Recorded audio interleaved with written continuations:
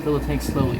And the reason you want to fill the tank slowly, and this is our secret, not really our secret, but this was a big revelation in keeping shrimp alive and breeding them in the shrimp keeping hobby that came up a good while ago. And it is a little thing called drip water changes. That's what these are. These are airlines that have a little flow valve right up top right here, little flow valves. And what that does is it allows water to siphon down, but not fast, slowly. And the reason why we do that is adult neocaridina shrimp can handle some pretty large shifts in water parameters. I'll give them that. But shrimplets, however, cannot. And a lot of the reason why people have such trouble breeding shrimp in large numbers, especially caridina and neocaridina shrimp, are because they can't keep babies alive. And there's two reasons usually people can't keep babies alive, and that's the food, because baby neocaridina shrimp eat a lot of food. They do. But they eat small food. And if you feed like just a handful of pellets, usually the adults are going to outcompete them and just grab food and run off, and the babies are going to have to survive off of whatever algae and biofilms are on the tank. And so the reason why so what we do is we feed a powdered food. We crush up either like food itself, like just a fine powder, or we leave some Indian almond leaves so that way they can decompose, and the decomposition, like the whatever the leaf decomposes into, it's going to put a lot of free-floating organics in the water, which will deposit on surfaces, whether it be plants, glass, substrate, sponge filters, whatever. And it's going to create this thing called biofilm, which is the #1 food for shrimp. They have a lot of supplements that you can put in your shrimp tanks for biofilm.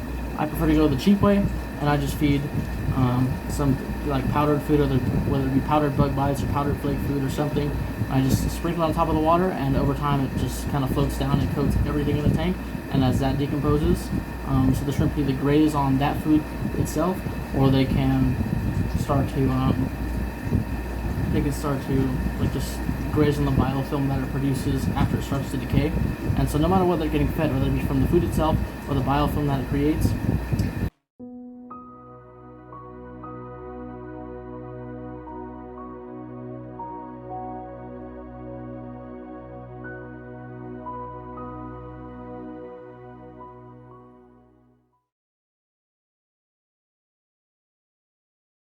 and then the second reason why people can't keep baby shrimp alive is usually big shifts in water parameters when they do water changes. The standard way of doing water change is usually with either a python hose or a siphon into a bucket, and then you put water back in, whether it be dumping in with a bucket or using a hose to hose water in. And what that does is usually that only takes probably 20-30 minutes at max, which shrimp need a lot more gradual of a water change, whether it be temperature. So the main three things that make a water change, like the main three shifts that shrimp usually